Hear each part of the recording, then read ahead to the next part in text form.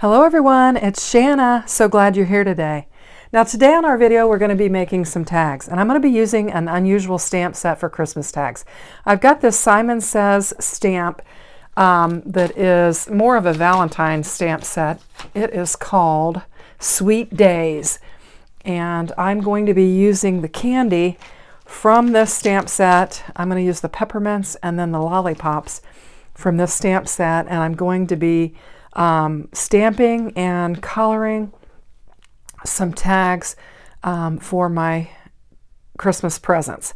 So I've got just some hammer mail paper that I'm laying it down on, and I'm going to just get it positioned to where I can get 2 runs on this sheet of paper is what I'm going to do. And I'm going to do several stampings of it.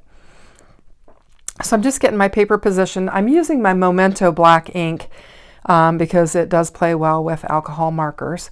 So I'm going to use it and stamp down I also added a piece of candy. So I did a peppermint, a lollipop, and then a piece of candy.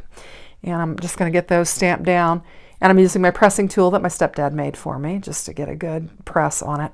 And then I'm just going to take and I think I'm going to ink it again because I want it to be good and crisp. And run another press on it. And I'm kind of cleaning up. I always try to clean up that ink around there because I just never know if it's going to make a mess on my paper. It shouldn't because it's not on the same layer that the stamps are on, but just try and keep it clean. So that's a real good inking there. So just 2 passes with my stamp set. And now I'm trying to flip it around and I'm going to just run another stamping of this. So I actually started this video and did the stamping when I was sick, and that's why I kind of had to do my intro on my my front picture screen because I didn't do any talking.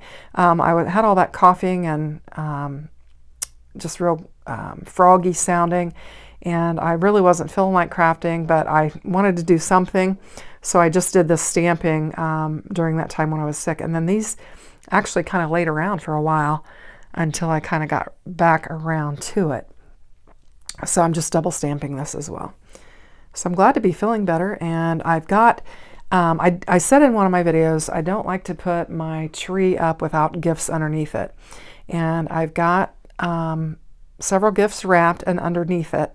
And I have just written on the back, real small, the name of the recipient, so that I can get the tags ready to add to it. So now I'm just bringing in, I don't have Copic. I've said before I'm not a good enough colorist to use Copic markers, but I've got these illustration markers that have a broad tip and a fine tip.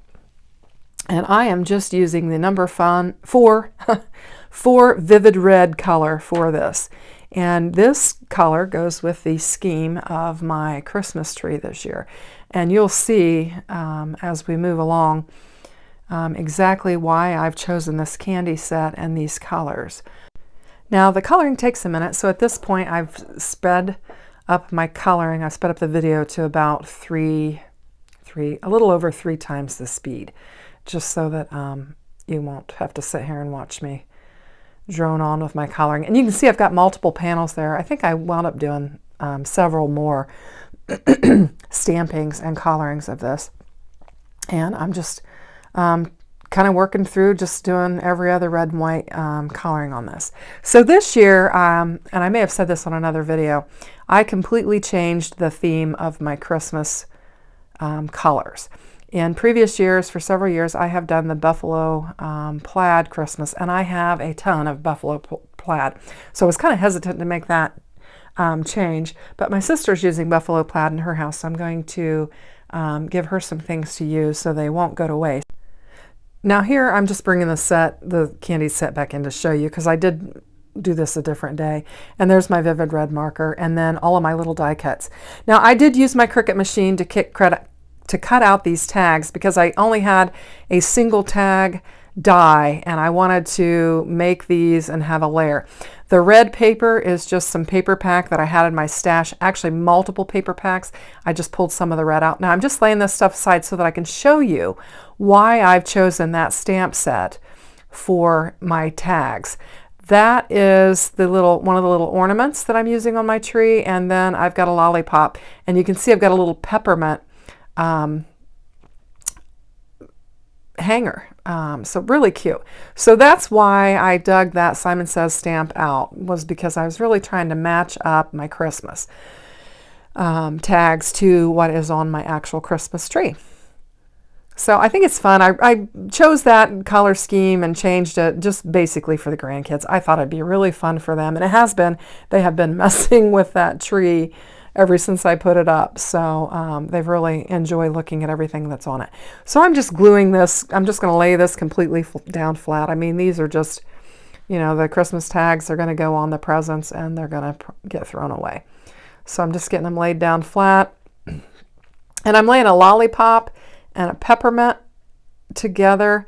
And I like I said, I used my Cricut, and I used my Cricut markers to do the to and the from.